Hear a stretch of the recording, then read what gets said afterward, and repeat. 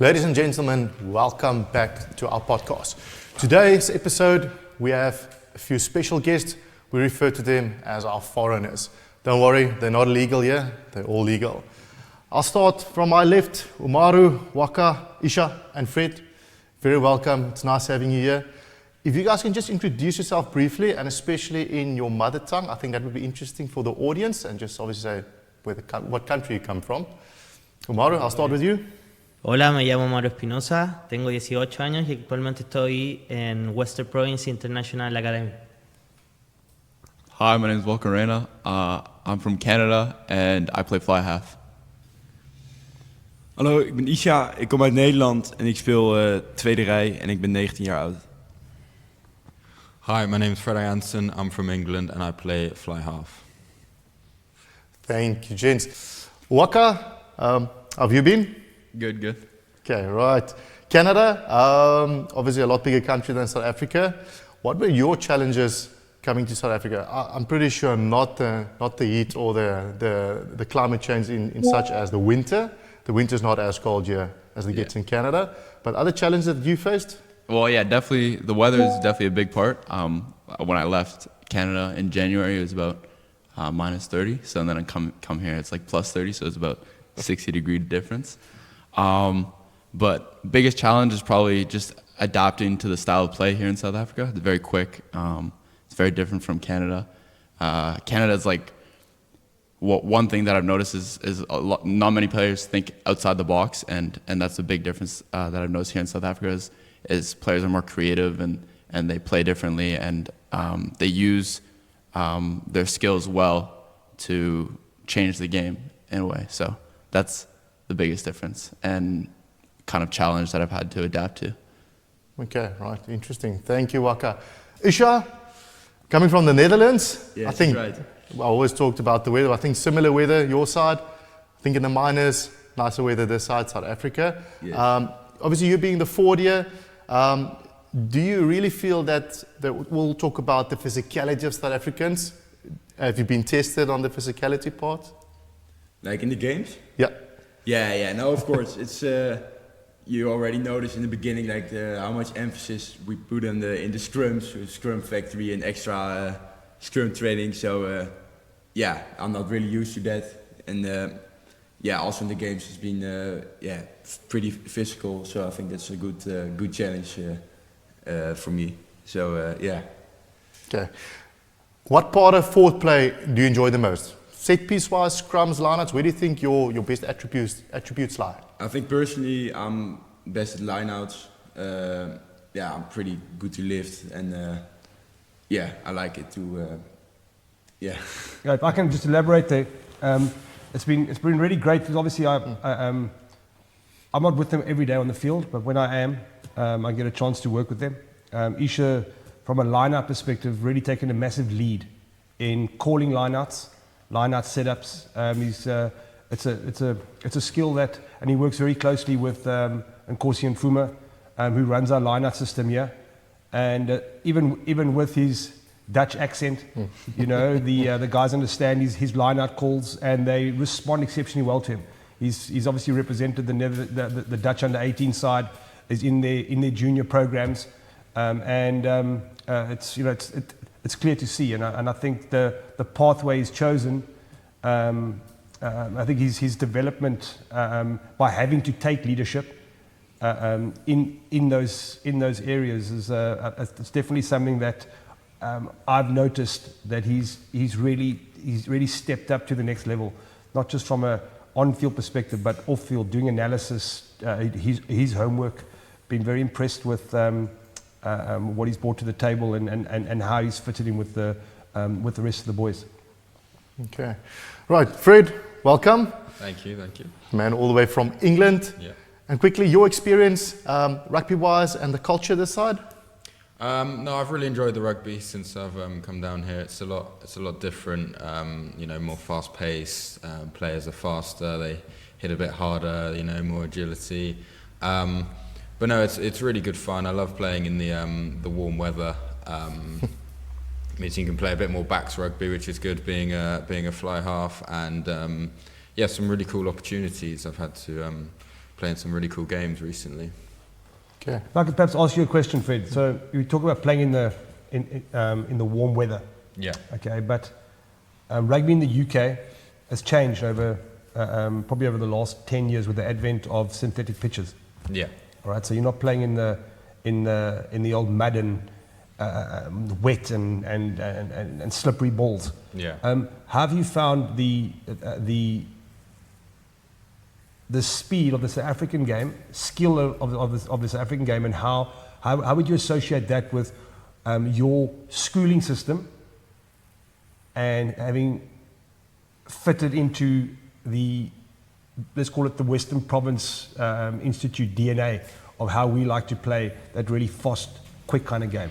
It's very different. At school, it was a lot more focused on you can take slow ball as long as you get into the right sort of shapes. A lot of slow ball management, you know, some more tactical play.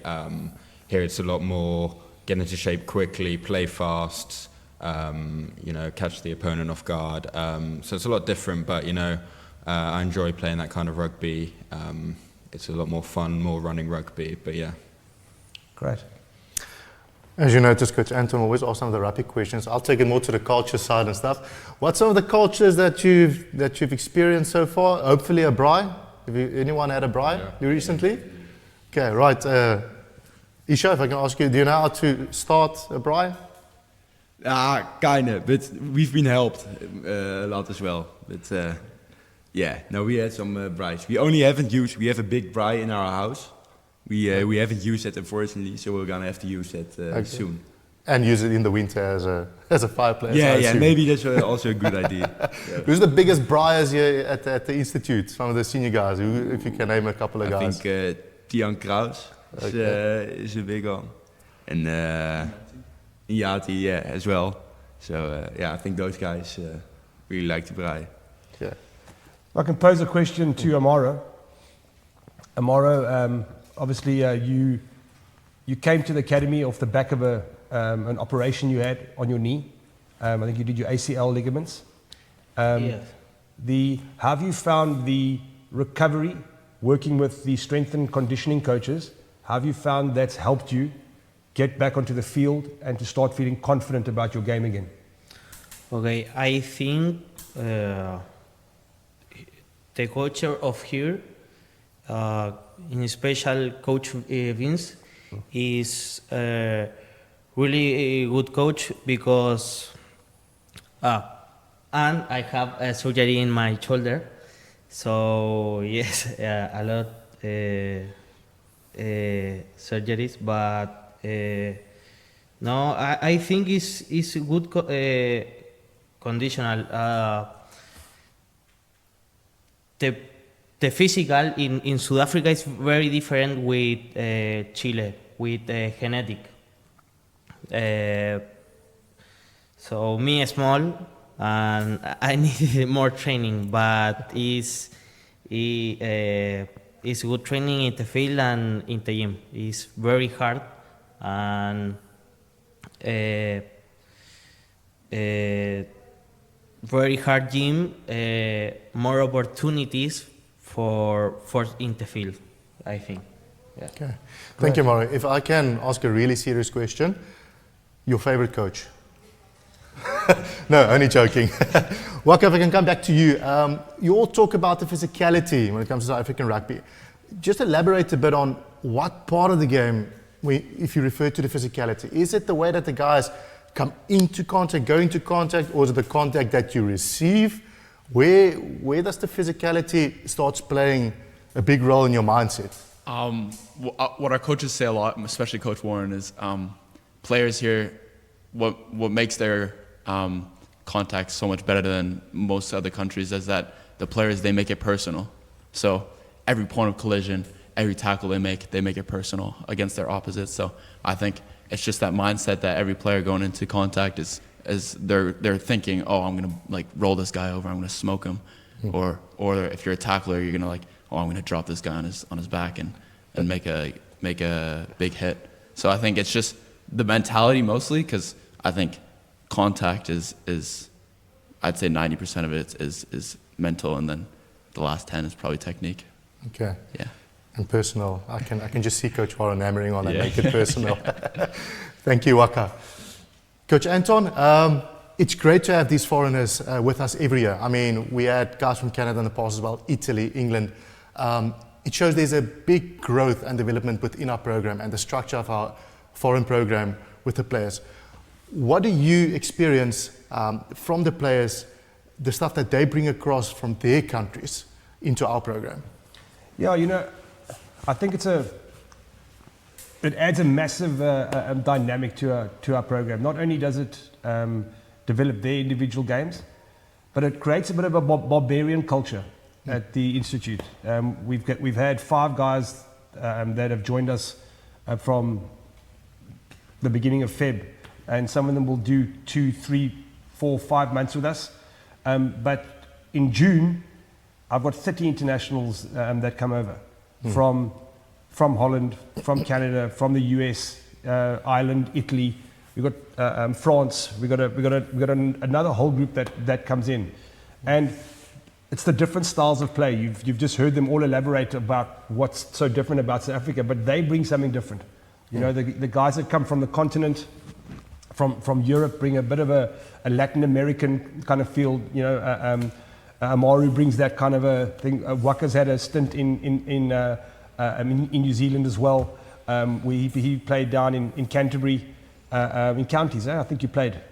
Yeah. And you know, so he's been down there. So he's got a Canadian. He's got a bit of a New Zealand kind of. So he brings that to the game. You know, Isha's just been solely focused on what's happening in the Dutch system for him to be able to broaden his horizon and to see the game slightly differently. You know, likewise with Fred. Amaru's even spent some time in New Zealand. So the guys are not. They bring just a different way of looking at the game, and surprisingly enough, the internationals that come really take it seriously. They're really investing in their personal development, and they actually bring rugby might not be perceived to be as big in their specific nation, but they are really focused on developing the game. Whereas sometimes in South Africa, rugby is such a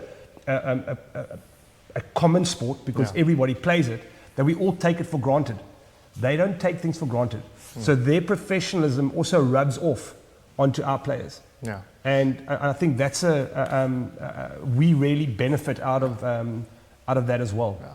And I've noticed that from every international player that's been with us in the past. I mean, the intent towards sessions and the intent to learn and ask coaches and come for extra sessions, whether it's video session, that's great to see. And even the opportunities. I mean, we had Benjamin Lopez that was with us last year. He's working at Stellenbosch High School now, being a coordinator there of the sports program. So that's good to see. And again, you say taking for granted. I mean, when I talk to these students as well, the one thing that stands out for them is the magnitude of South African schoolboy rugby, how big it is in South Africa. So that's always great to see and to hear from their side how big it is, so that we can appreciate it again at the end of the day. Yeah, you know, I think I mean I can pose a question to Fred. You know, Fred, you had a couple of options. I know you've got South African roots, but you could have gone to Australia, you could have gone to New Zealand through Sporting Gap Tours, I think, who helped you get here. We've got a couple of agencies who help us source players. But you made the decision to come to South Africa. You know, in your opinion, was it the right decision?